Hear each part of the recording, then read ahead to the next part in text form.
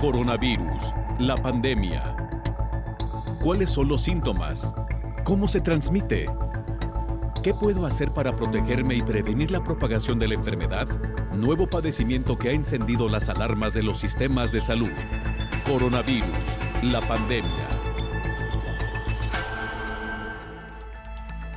¿Cómo le va? Bienvenido a un programa más de Coronavirus, la pandemia. Le recordamos que este programa es una producción de la Universidad de Guadalajara que se transmite desde el foro de Canal 44 y que llega a México y América Latina gracias a la señal de las televisoras públicas que se suman a esta emisión. Saludamos con gusto también a nuestra audiencia en Radio Universidad de Guadalajara y les invitamos para que se queden con nosotros a lo largo de la siguiente hora. Hoy dedicaremos nuestro programa a hablar de la sindemia, un término que aquí ya hemos explicado en diferentes ocasiones y que tiene que ver con la coincidencia en tiempo y espacio de dos o más padecimientos, particularmente aquellos que se vinculan a enfermedades que suelen afectar a una gran cantidad de población. Con la llegada del invierno estamos atendiendo hoy por hoy, y particularmente el personal médico, no solamente a los pacientes con COVID-19, sino incluso a los padecimientos ya habituales durante la temporada invernal, por ejemplo,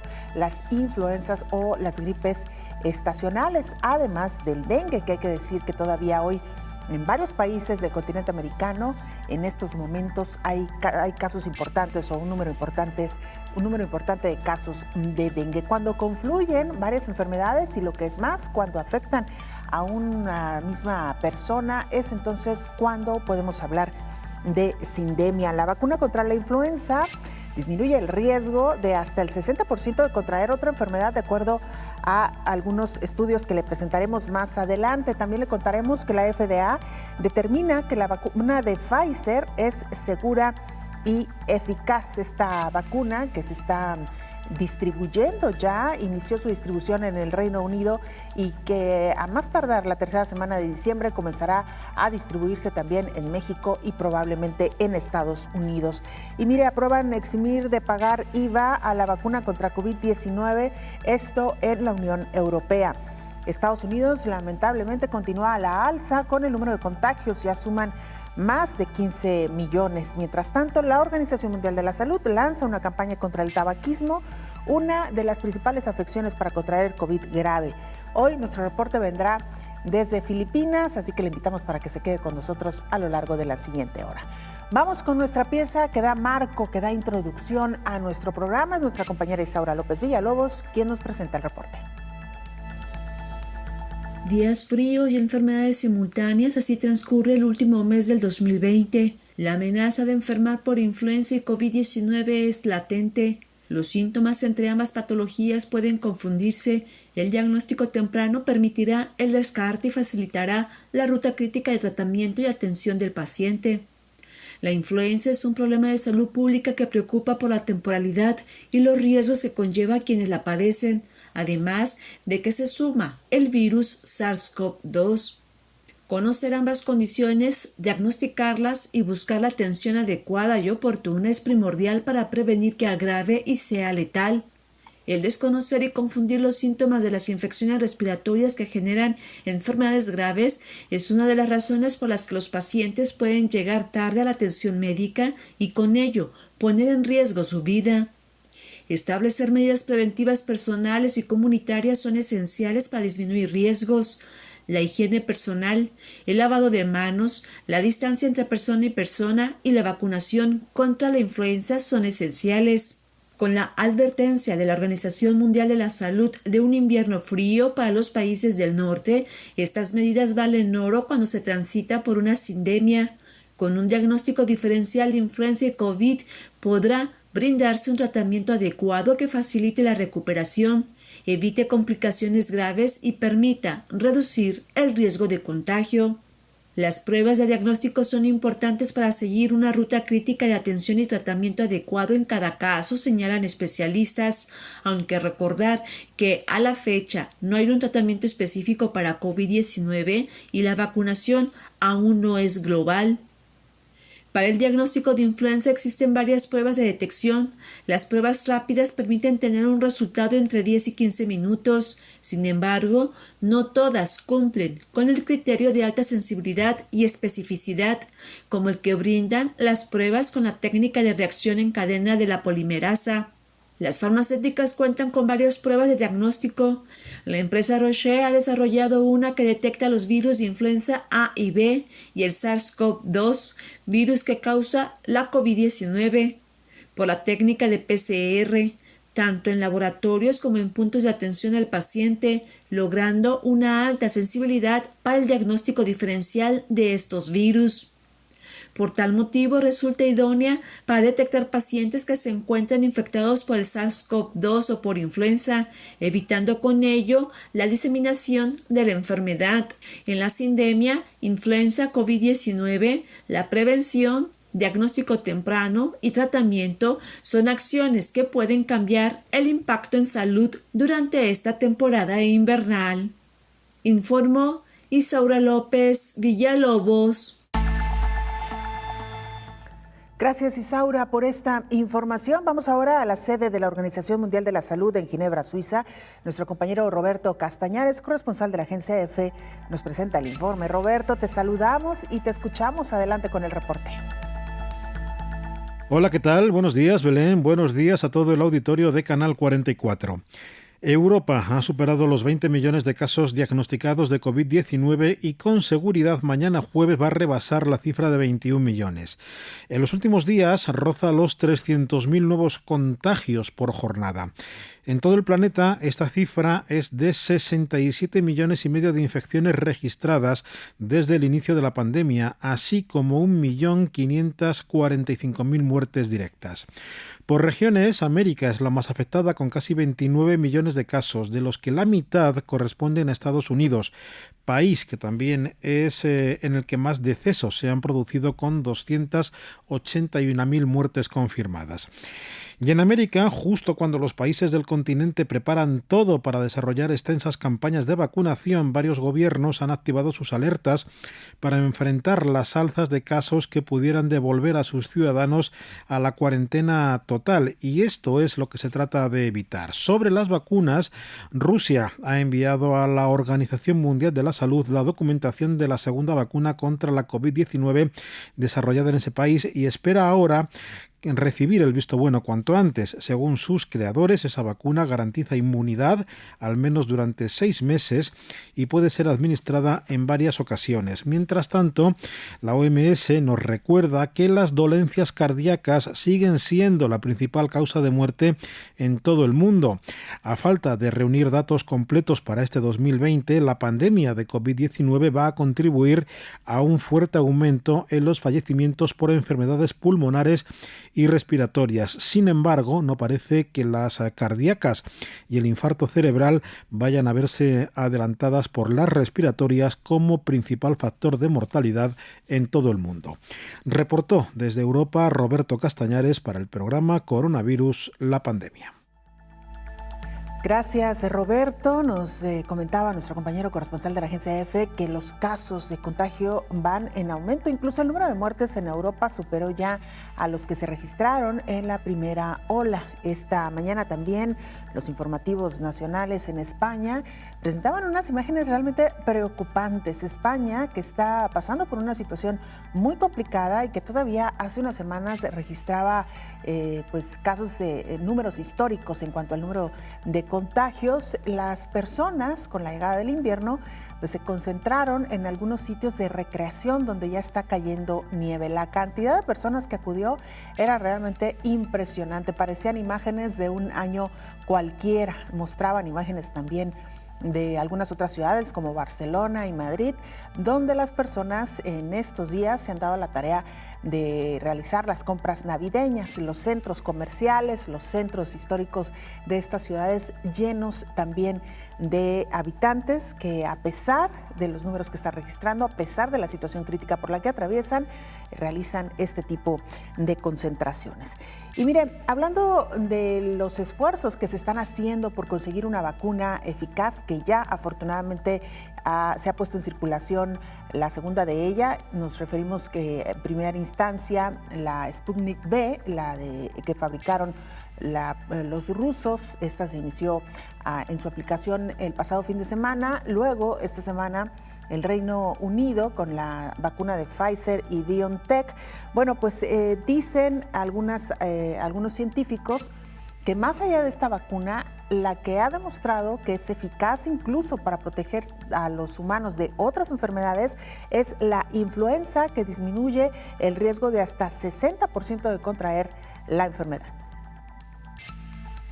La vacuna contra la influenza disminuye el riesgo de contraer la enfermedad entre un 40 y 60% entre la población en general. Por ello se recomienda su aplicación anual al inicio de la temporada. A todos los pacientes que presentan falta de aire o disnea, se les tiene que tomar una muestra para enfermedad respiratoria, independientemente si es COVID o influenza, lo cual sirve para monitorear cómo están circulando los virus y a partir de ahí se tratan ambos padecimientos, explicó la epidemióloga Paola Joana Hernández Rodríguez. COVID e influenza presentan síntomas similares: fiebre, dolor de cabeza, tos, ojos llorosos, escurrimiento nasal y en casos graves hay dolor de pecho y falta de aire o disnea, pero su manejo y tratamiento son diferentes. La influenza es una enfermedad con una evolución mucho más rápida. En los primeros 5 días que inicia un cuadro gripal es agudo. Inmediatamente se presenta dolor del cuerpo, escurrimiento nasal y tos. En el caso de COVID es un padecimiento que después de los 7 días puede presentar complicaciones severas. Inicialmente, los especialistas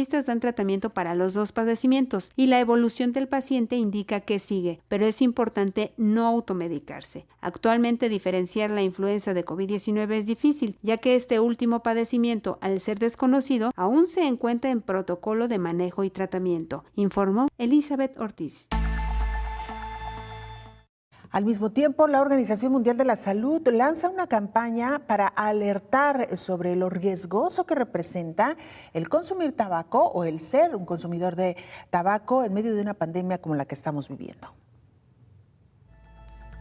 Ante el creciente número de personas que fuman en el planeta, la Organización Mundial de la Salud presentó una nueva campaña de respaldo, ya que apenas el 30% de los fumadores cuenta con los medios que pueden ayudarlos a dejar la adicción. La certeza de que el tabaquismo constituye un factor de riesgo que puede ser determinante si se contrae el coronavirus ha sido un llamado de atención para muchos fumadores, y al menos 780 millones de ellos han expresado su voluntad de abandonar el hábito de fumar. La organización internacional lanzó la iniciativa Más de 100 razones para dejar de fumar, que tendrá 1 año de duración, y se difundirá por la plataforma de mensajería WhatsApp bajo el lema «Comprométete a dejar el cigarro durante la COVID-19». Además, habrá una publicación con el mismo nombre de la campaña y otros instrumentos y recursos que impulsen el empeño de no fumar más. A través de esos medios, la OMS proyecta ayudar al menos a 100 millones de personas en su esfuerzo por abandonar el tabaco a través de comunidades que también están dejando de fumar. El director general de la OMS, Tedros Adhanom, recordó que el tabaquismo le cuesta la vida a 8 millones de personas al año. Pero si los consumidores necesitan más motivación para abandonar ese hábito, la pandemia es el incentivo perfecto, dijo el funcionario. Este año la OMS publicó un estudio que demuestra que los fumadores corren mayor riesgo de presentar síntomas graves y morir a causa de COVID-19, informó Rocío López Fonseca.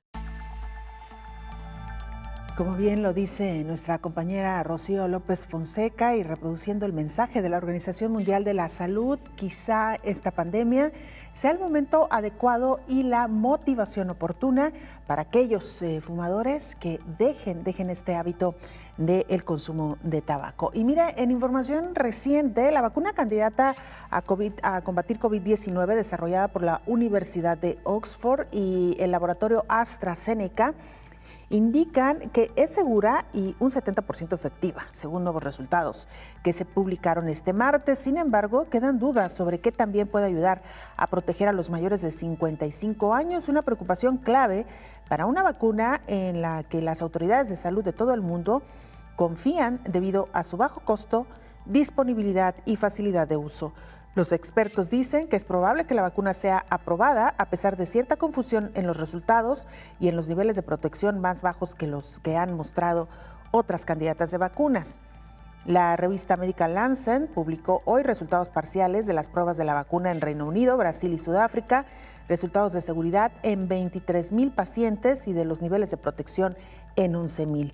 Los resultados son difíciles de interpretar porque un error llevó a algunos de estos participantes a recibir media dosis seguida de una dosis completa en lugar de 2 dosis completas como se esperaba. Los investigadores afirman que la vacuna protegió contra la enfermedad al 62% de los que recibieron 2 dosis completas y al 90% de los que recibieron inicialmente la mitad de la dosis. Sin embargo, expertos independientes han dicho que el segundo grupo era muy pequeño para juzgar el posible valor de este enfoque y que se necesitan más pruebas. No estaba claro si los resultados serían suficientes para llevar a los reguladores de Reino Unido y otros países a aprobar su uso inmediato. Vamos a hacer una pausa, la primera. Usted no se vaya, regresamos con más información.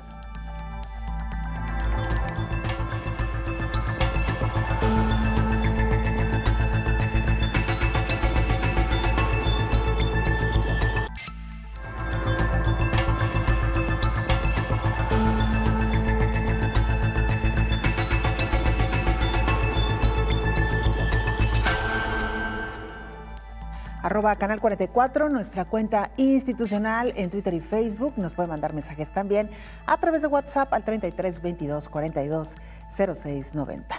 Mire, la FDA, como usted sabe, es la agencia reguladora de los Estados Unidos, autorizó la primera prueba combinada para influenza y COVID-19 para uso con muestras recolectadas en el hogar, pero también realizó un manual para poder identificar los síntomas y diferencias entre cada una de las enfermedades.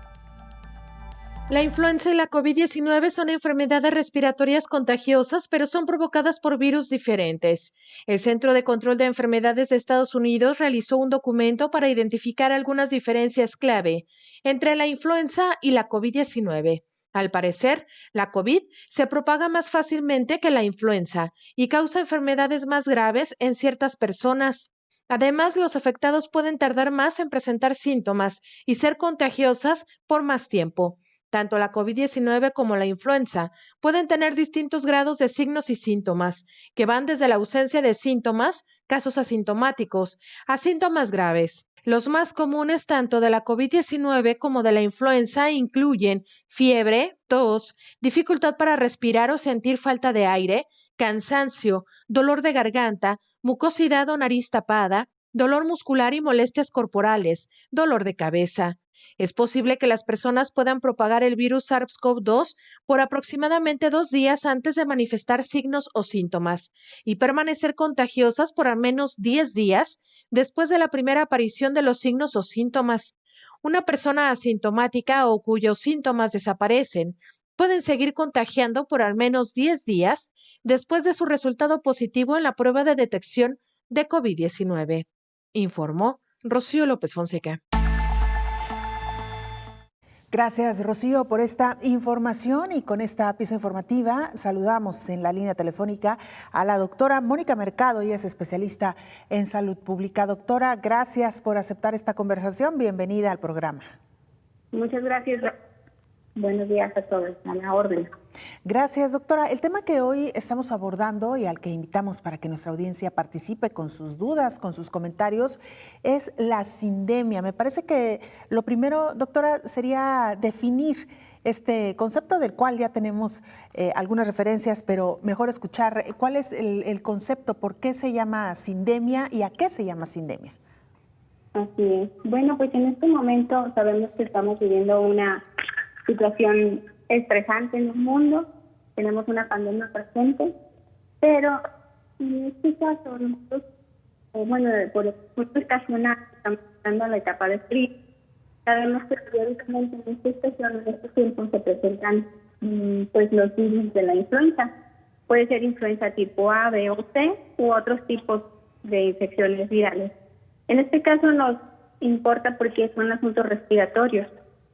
Tenemos, por ejemplo, la que puede generar otra pandemia, sería la influenza tipo A.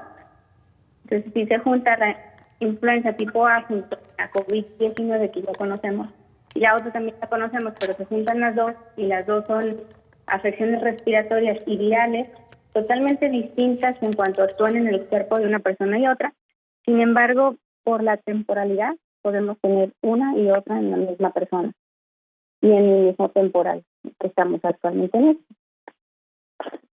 Con la llegada del invierno se ha alertado precisamente sobre la presencia de más enfermedades respiratorias. Usted ya lo acaba de mencionar, la influenza, sus diferentes tipos, por supuesto la gripe estacional.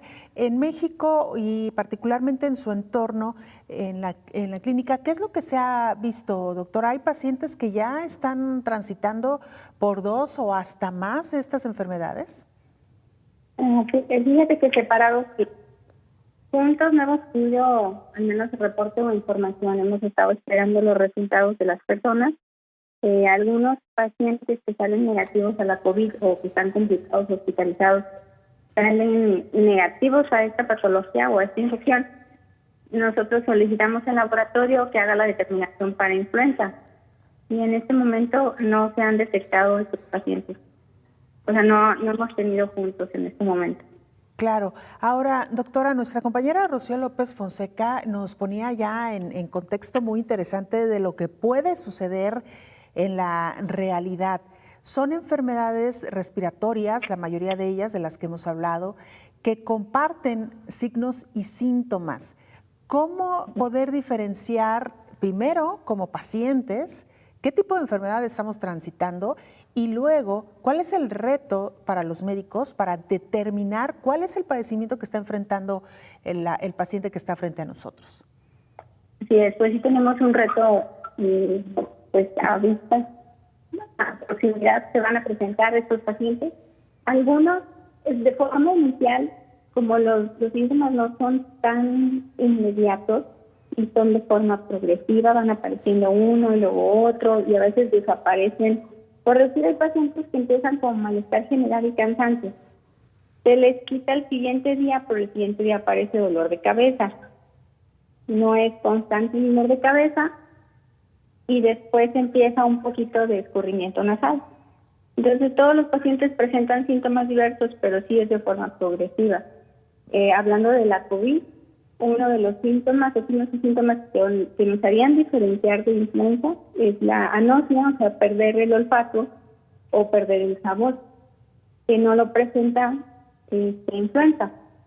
Influenza es una gripa, le decimos a los pacientes, es una gripotota, es una gripa muy grande con mucha sintomatología, congestión nasal o rinorrea, que les escurre mucho el moquito por la nariz. Y puede haber mucha fiebre y el malestar general y el dolor de cabeza que se presentan juntos. Por ejemplo, pueden tener todo dolor de cabeza y la congestión nasal, y entonces nos vamos a enfocar más a influenza. Si el paciente viene con anosmia, de que no percibe los olores o los sabores, nos vamos a enfocar más a COVID. Pero llega un punto en el que no se presenta anosmia y la pérdida del sabor, entonces sí podemos confundirnos con algunas de las síntomas, de las complicaciones de las dos, porque el paciente a lo mejor llega con dificultad respiratoria y ahí tendríamos que hacer más exámenes, abordar de forma laboratorial y de gabinete, radiografías, tomografías y lo que requeramos en ese momento. Claro. Ahora, doctora, se mencionó casi al principio de esta pandemia que el escurrimiento nasal o los estornudos en COVID no eran tan frecuentes. ¿Qué es lo que se ha podido observar a lo largo de estos meses? Así es, no es tan frecuente. De todos los pacientes que yo he visto y que hemos muestreado y han sido bastante cantidad, se hizo alrededor de 4 pacientes que tienen un escurrimiento nasal cristalino, o sea que no tiene ningún color, es líquido. Y cuando les toman la prueba incluso sale el moquito escurriendo, pero son muy, muy contados. Puedo acordarme de 4 fácilmente. Y en influenza, en temporadas anteriores, desde el 2009 y todos los años que las hemos estado viendo, predomina la asunto nasal, la constipación o la rinorrea y los estornudos. Podríamos guiarnos también por esa parte, sin descartar que pudiera tener las dos patologías el paciente. Exacto, usted acaba de decir algo muy, muy importante, doctora, porque si algo nos ha enseñado COVID-19 es que puede presentarse de maneras muy distintas entre uno y otro paciente, y aunque el síntoma o la señal de escurrimiento nasal ha sido bajo o muy poco, este también se ha presentado incluso en algunos pacientes, como usted nos lo refiere, entonces no podríamos ni siquiera descartarlo, pero sí considerar que es mucho más frecuente en los casos de influenza. Así es, considerar que es más frecuente este signo de congestión, escurrimiento nasal y los estornudos en la influenza. En COVID es más frecuente la tos, y es una tos irritativa que sí va a ser distinta a la influenza con el paso de los días, porque la tos de COVID, si el paciente no se sobreinfecta, no es diabético, no tiene otra alteración pulmonar, no va a generar secreciones.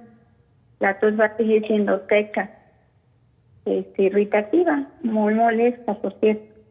Y en las otras patologías sí se genera la secreción, el esputo. Y la tos suele también ser diferente, doctora, que este sería también otro signo a considerar, me parece. Así es. Sí, por ahí hay algunos estudios incluso sobre la tos, los sonidos que tiene la tos del COVID y bueno, aparte de todas las características que tiene, y es meramente irritativa la tos de la COVID, seca totalmente. Y en el caso de la influenza, pudiera quizá presentarse, como dicen algunos médicos, tos con flema. Así es, la tos con flema sí se va a presentar.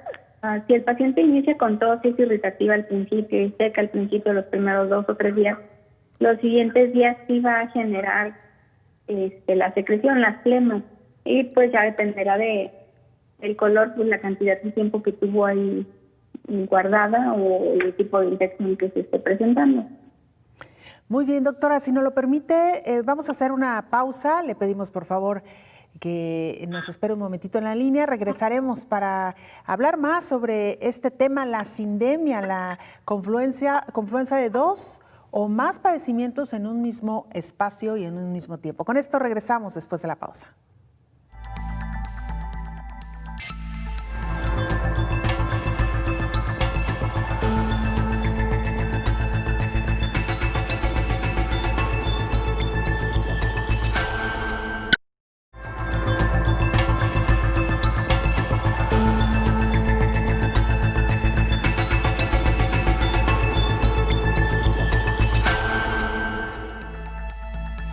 Continuamos con más información. La FDA, como usted sabe, esta agencia regulatoria de Estados Unidos, ha considerado que la vacuna de Pfizer es segura y eficaz.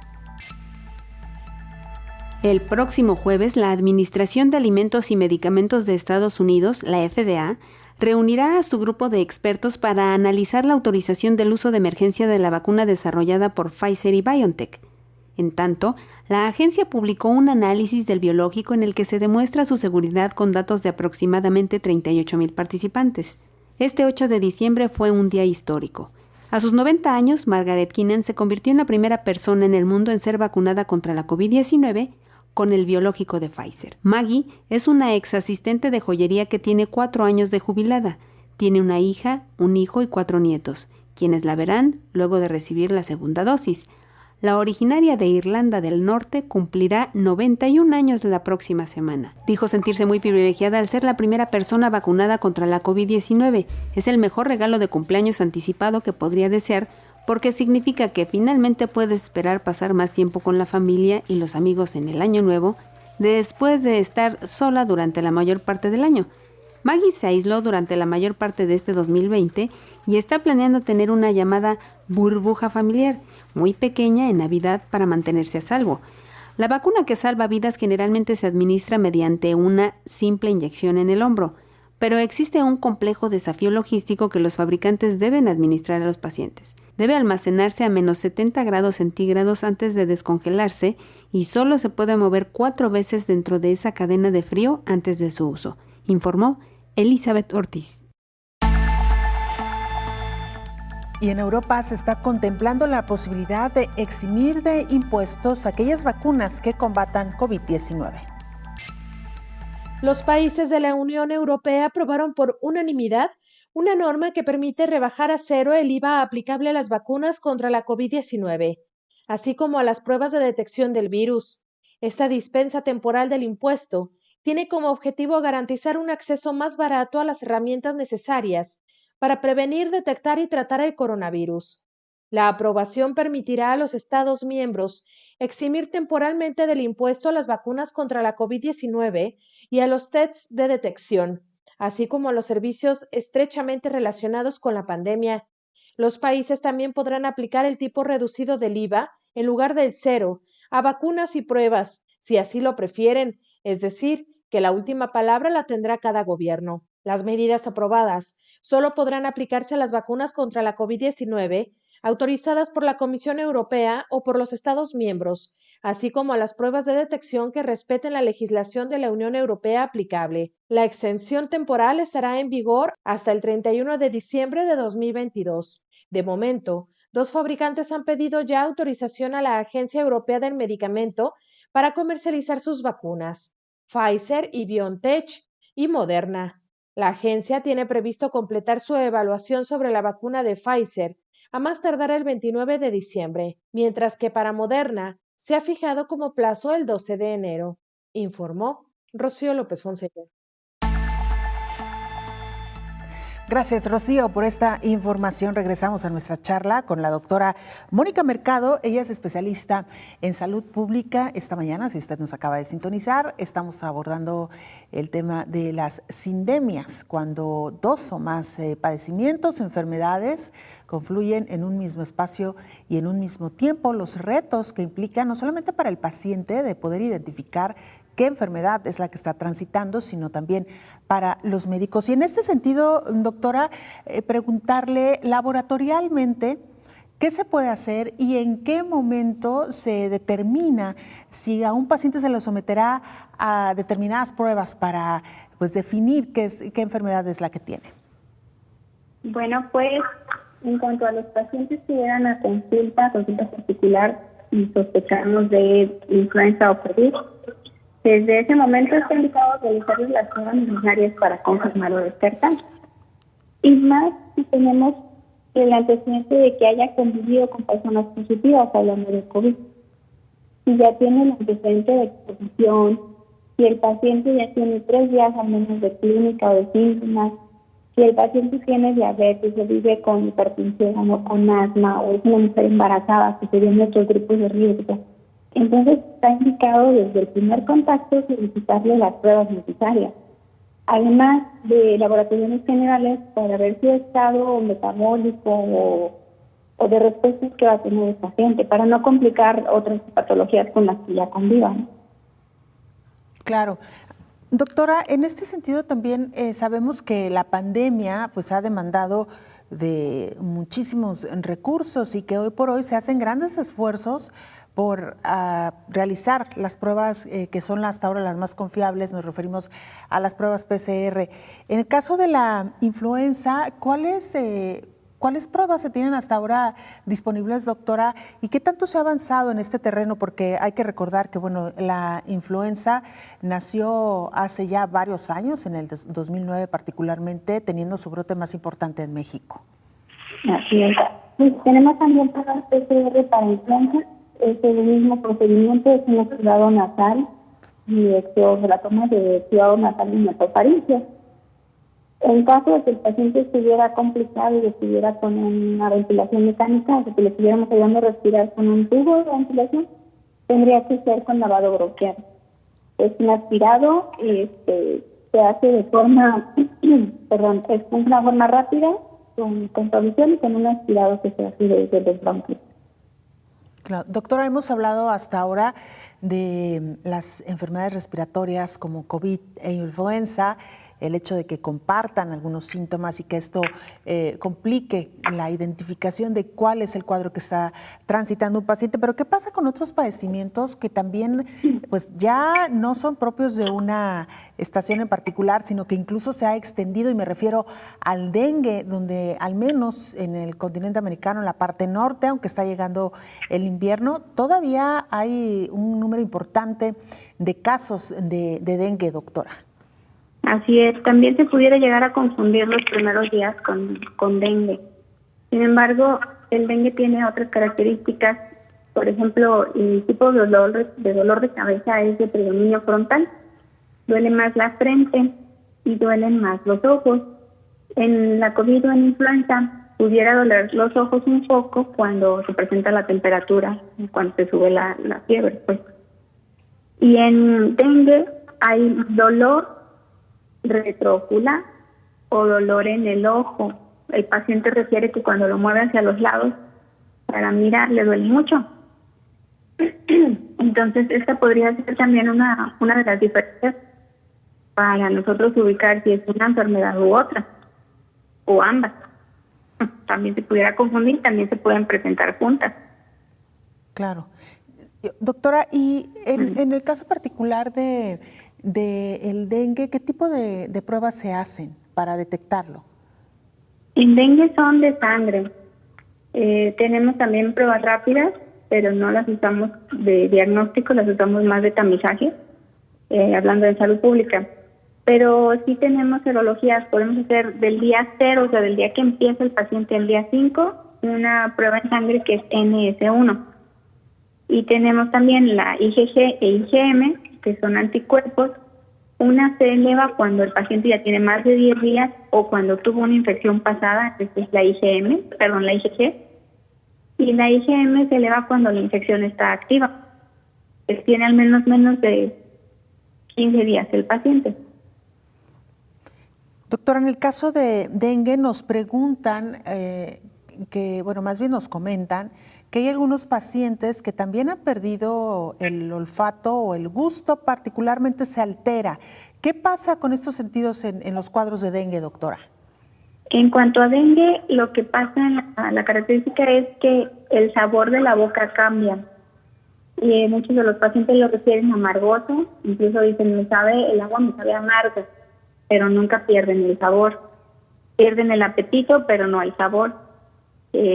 Todo le sabe amargo, incluso dicen a fierro, a metal. Cuando el paciente llega con muchas sintomatologías y me dice solito, sin que le preguntemos, es que tengo un sabor a metal en la boca, nos llevamos muchísimo para dengue. Entonces le buscas más las características o la clínica al paciente para identificar que sí sea compatible con dengue. Y bueno, la mayoría de las veces sí ha resultado positivo a dengue con esta característica del sabor amargo. El olfato no he tenido reportes de que se pierda, ni ninguno de mis pacientes ha comentado eso. Más bien sí hay un poquito de congestión nasal, se le tapa un poquito, estoy mormado, pero no es algo muy marcado. Es más marcado el dolor de cabeza, dolor de huesos, la temperatura que está en más del 90% de los pacientes. Y podría ser de difícil control porque duran 3 días con las fiebres altas y a pesar del medicamento es difícil bajarla. Claro.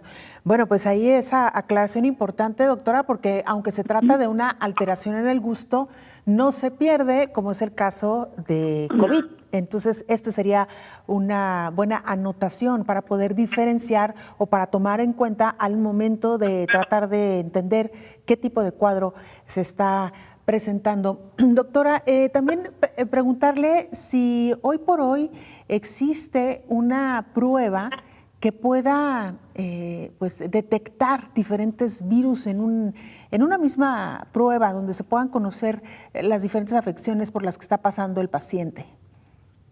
Pues no, hay pruebas no son específicas, y hablando de PCR para influenza y COVID, lo que tenemos que hacer nosotros como médicos es especificar, ¿es una infección viral sugestiva de COVID o sugestiva de influenza? O va a haber muchos pacientes que ya hayan tenido la COVID, hayan estado positivos, y ahí tendríamos que anotar paciente que previamente fue positivo en tal fecha, para que el mismo laboratorio busque influenza, o sea, que corra el panel viral para influenza, porque va a correr el panel viral para COVID. Hay pacientes que persiste la positividad, pero no es la infección actual. Claro. Entonces sí tendríamos como médicos que especificar qué es lo que queremos buscar. No hay una sola que te haga todas. Te corren el panel viral el pandémico y el panel viral ya previo, ya conocido, ¿no? Doctora, y quizá también sea importante mencionar que las pruebas para influenza y las pruebas para dengue, hasta donde tengo conocimiento, se pueden entregar en unas cuantas horas, incluso algunas de ellas de manera mucho más rápida, en quizá menos de una hora. Y eso también ayudaría a conocer de manera temprana si se tiene alguno de estos dos enfermedades, o esperar, ¿no?, la prueba COVID, que en algunos sitios tarda hasta 48 horas en entregar resultados. Así es debido a la carga de trabajo que tienen, el proceso que tiene que llevarse. En cuanto al PCR, tienen que hacer ciertos lavados en el proceso de las células. Entonces tienen que identificar que exista la célula, que existe el virus, la cantidad que existe, porque no toda la cantidad existente es significado de infección, pero requiere al menos de unas 6 a 9 horas este proceso. Sí pueden estar en un día, incluso las del dengue, alrededor de 6 horas o menos podría estar el resultado de IgM o NS1. Se las entregan rápido. Sin embargo, hablando de salud pública, es un proceso más largo porque hay que hacer todo el proceso de captura en plataforma a través de salud pública, que esto es de observancia nacional en todas las instituciones. Todo el que envíe una muestra al laboratorio a procesar tiene que haber pasado por la revisión clínica primero, después por la captura en electrónico, después del laboratorio haber recibido la muestra a través de un oficio y un orden y un embalaje etiquetado. Es todo un proceso también burocrático que tiene que tener mucho orden, mucho cuidado para no cometer errores, ¿no? Y que también la calidad de la muestra sea la adecuada, si no el resultado puede cambiar.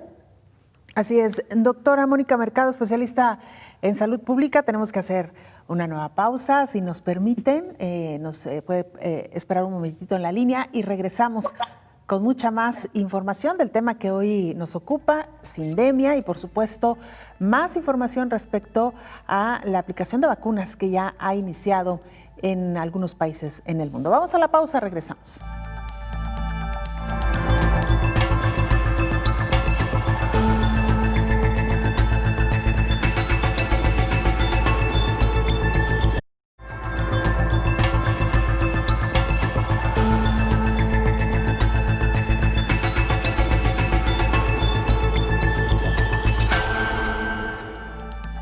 Vamos a Filipinas, ahí se encuentra nuestro compañero Noel Caballero, corresponsal de la agencia EFE, que nos presenta el más reciente informe de lo que ocurre en este país. Noel, qué gusto saludarte, adelante con la información.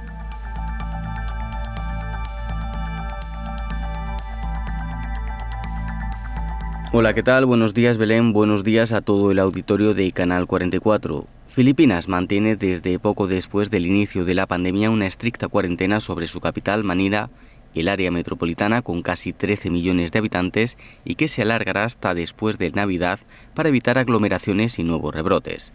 Durante estas fechas, el gobierno y los expertos médicos, quienes piden mantener la guardia, han prohibido los encuentros para cantar villancicos y se han limitado las reuniones navideñas a 10 personas. La capital aglutina alrededor del 45% del total de 443.000 casos confirmados de la COVID-19 en este país asiático, que incluye un total de 8.670 fallecidos por el virus. A pesar de que el número de contagios diarios se ha ido progresivamente controlando, Filipinas todavía registra cada jornada más de 1.000 nuevos infectados y ayer sumó 100 nuevos muertos. Desde septiembre, la cuarentena sobre la capital y el área metropolitana se ha ido relajando, aunque todavía parques, cines, museos, lugares de ocio y escuelas permanecen cerradas. Además, se prohíbe salir a la calle a menores de 18 años y mayores de 65. Fuera de la capital también se han registrado grandes focos de contagio en otras ciudades secundarias como Batanga, Iloilo y Ligani Davao, que ahora se encuentran en una fase intermedia de cuarentena. El presidente filipino Rodrigo Duterte ha advertido en varias ocasiones que, a pesar de que el país ha firmado acuerdos con varias farmacéuticas que desarrollan vacunas contra la COVID-19, el proceso de vacunación tomará meses hasta alcanzar a los más de 106 millones de habitantes del país. Reportó Noel Caballero para el programa Coronavirus, la pandemia. Y mire, en Estados Unidos el número de casos, el número de contagios por el virus del SARS-CoV-2 no cesan, rebasan ya los 15 millones de contagios. Estados Unidos rebasó los 15 millones de casos de COVID-19 en la recta final del 2020. Las muertes ya son más de 285,000, de acuerdo con datos de la Universidad Johns Hopkins. Desde agosto, la Unión Americana ya presentaba un rebrote en su curva de contagios. Fue cuando en Europa las segundas olas comenzaron a crecer más que las primeras. Para octubre, Estados Unidos ya había salido de su rebrote, pero todavía podía empeorar y sucedió. Aquí se ve la curva hasta este 8 de diciembre. Un tercer brote de contagios con un pico mucho más alto que los dos primeros. Es un escenario que se podría complicar más en esta temporada, como lo han adelantado los especialistas. Este 8 de diciembre, Donald Trump firmó un decreto para tener la prioridad de recibir las vacunas estadounidenses. Por otra parte, Joe Biden, el candidato electo, anunció que en sus primeros 100 días al frente del país habría mascarillas para todos, escuelas abiertas y 100 millones de vacunas, informó Elizabeth Ortiz. Gracias, Elizabeth. Regresamos a nuestra charla con la doctora Mónica Mercado. Ella es especialista en salud pública. Doctora, nos quedan algunos minutos para concluir este programa y sería importante recapitular, doctora, sobre estos padecimientos que se están presentando de manera importante en varios países de América Latina, particularmente hablemos de México y nos referimos obviamente a la pandemia por COVID-19, pero también a un número importante de casos por influenza y tendríamos que sumar los casos de dengue. ¿Cuál sería, en términos generales, la recomendación a los pacientes, doctora, que hoy por hoy están presentando síntomas que, dicho sea de paso y que lo hemos explicado, pues comparten síntomas de estas tres enfermedades? Así es. Bueno, la primera es muy importante es que, estén conscientes de que estas patologías existen, de que pueden coexistir, o sea, presentarse 2 o 3 o más al mismo tiempo en una sola persona, que son evitables, son prevenibles. Afortunadamente tenemos una vacuna para la influenza, hay que estar vacunados para prevenir influenza y entonces reducimos el riesgo de patología respiratoria. Hay que vacunarse a tiempo porque también el efecto de la vacuna tarda en hacer efecto. Si tú te vacunas hoy, quedas protegida alrededor del 60% en unas 3 semanas. Tu sistema inmunológico tiene que trabajar para reconocer esa vacuna que te pusieron y luego poderte defender. No es inmediata la acción, entonces también tenemos que protegernos de esa manera. Usar todas las medidas que ya conocemos, el lavado de manos, el distanciamiento, el uso correcto del cubrebocas, pues evitar todos los abrazos en estas fechas que son tan cariñosas, hay que evitarlos, evitar tocarnos, evitar quitarnos el cubrebocas aunque estemos entre conocidos. Y recordar, por ejemplo, que el dengue, si estamos afuera, tenemos que protegernos. O sea, todas las medidas de prevención que conozcamos, el uso de repelentes, manga larga, pantalón, cubrir toda la piel, sería ideal para evitar que un mosquito pique. Y en cuanto a la vacuna, en cuanto esté disponible la vacuna para la COVID, pues ver los tipos de riesgo y seguir las indicaciones de la Secretaría de Salud para la aplicación de la vacuna. Hay todavía muchas enfermedades respiratorias que pueden aumentarse. Los pacientes que ya se conozcan con el POC, que es una enfermedad pulmonar obstructiva crónica, los fumadores crónicos, los que han trabajado con humo de leña o con mucho material respiratorio pueden complicarse más. Los pacientes que tengan sobrepeso, que tengan obesidad, los pacientes que ya se conocen con cáncer o que tienen tratamiento para cáncer o enfermedades inmunológicas, deben de cuidarse más y de cuidarse de pacientes, de personas que también no parecen estar enfermas, porque recordemos que muchas de estas patologías pueden cursar asintomáticas. Incluso en dengue hay cierto porcentaje pequeño que el paciente no tiene síntomas. En influenza pudiera ser un porcentaje también y en COVID, en la COVID ya vimos que es un porcentaje mayor. Entonces, no ver esto como algo sencillo, esto es complicado, es complejo para el cuerpo, es complejo para las autoridades de salud. Si no acatamos estas indicaciones, se saturan los servicios de salud y luego no recibimos una atención de calidad porque tenemos saturados los servicios. Entonces, sí, todo lo que puedan usar de medios de prevención hay que usarlo. Así es. Doctora Mónica Mercado, especialista en salud pública, quisiera aprovechar su presencia y esto último que menciona sobre la vacuna que existe hoy para influenza y el llamado que hace la población para que se vacunen. En medio de una situación también que pues sorprende, doctora, hemos esperado durante mucho tiempo, meses, la vacuna para tratar COVID-19 y parece ser que las personas muestran cierta reticencia todavía, según algunas encuestas que se han publicado hoy en algunos diarios nacionales. ¿Por qué hay esta preocupación o este temor, doctora? ¿Qué les han externado los pacientes, no solamente para la vacuna de COVID-19 que empezará a circular, sino la que ya circula desde hace algunos años, como en el caso de la influenza? Bueno, lo que sucede primero es que tenemos miedo a lo desconocido. Esa es una parte. La mayoría de la población no tiene formación médica, entonces no tiene el conocimiento completo. Incluso ni los médicos tenemos el conocimiento completo de cómo actúa la vacuna en el cuerpo. Entonces, es miedo a qué me van a poner y si me van a poner la cantidad que es. Y hay mucha gente que escucha y ve cosas amarillistas donde hablan mal de las vacunas. Y ya vimos todo lo que se hizo en contra de los médicos y el personal de salud por el desconocimiento, por el miedo. Si tú entras en una etapa de negación, tienes que, rechazarlo de alguna manera y lo que haces es decir, no sirve. Y es porque el desconocimiento está predominando. Si tienen dudas, ahí en el internet tiene ya mucha información, están los medios de comunicación que nos están apoyando para informar. Pero yo creo que básicamente es esto, miedo a lo desconocido. Si no tenemos la información completa, y hemos escuchado a lo mejor alguna mala experiencia de alguien, la incorporamos para negarnos a aplicarla o para seguir con el miedo. Pero hasta ahora digamos que la vacuna de influenza ha demostrado su efectividad. Así es, ya tiene muchos años, ya hay muchos estudios, hay protecciones hasta el 60% cuando la aplican. No es efectiva al 100%, pero te disminuye mucho el porcentaje de que te enfermes. Y si en caso de que te enfermaras aún con la vacuna, te disminuye muchísimo el riesgo de que llegues a un hospital. Si llegaras a llegar al hospital enfermo por influenza a pesar de la vacuna, te disminuye el porcentaje de muerte. Entonces sí hay que aplicarla porque sí da protección.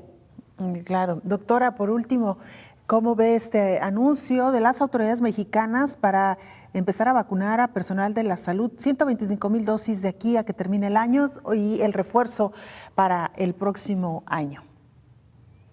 Bueno, pues creo que es un logro porque la situación en la que tenemos en México actualmente no es como que la más próspera en cuanto a salud y a temas de salud.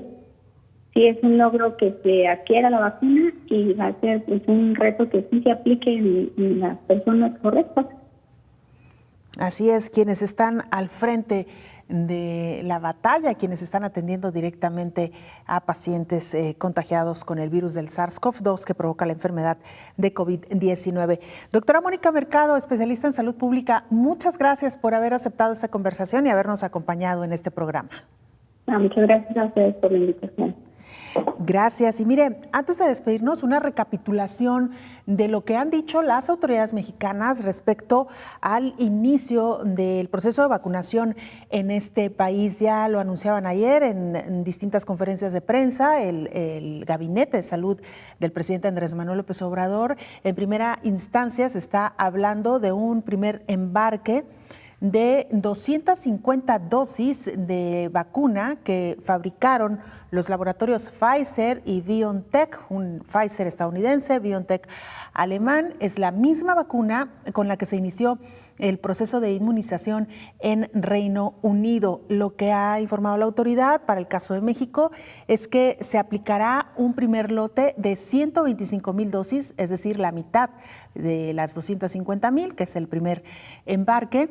Se aplicará para el personal de la salud de aproximadamente en la tercera semana de diciembre hacia el cierre del año. Se abrirán 2 centros de vacunación, uno en Coahuila, otro más en la Ciudad de México y luego se reforzará con una segunda dosis a este mismo personal. El resto de la población se irá vacunando de acuerdo a edades, empezando primero por los adultos mayores.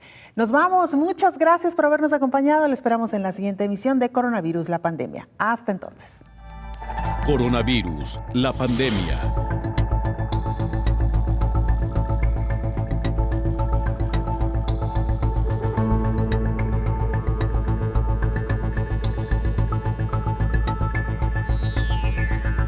Coronavirus, la pandemia.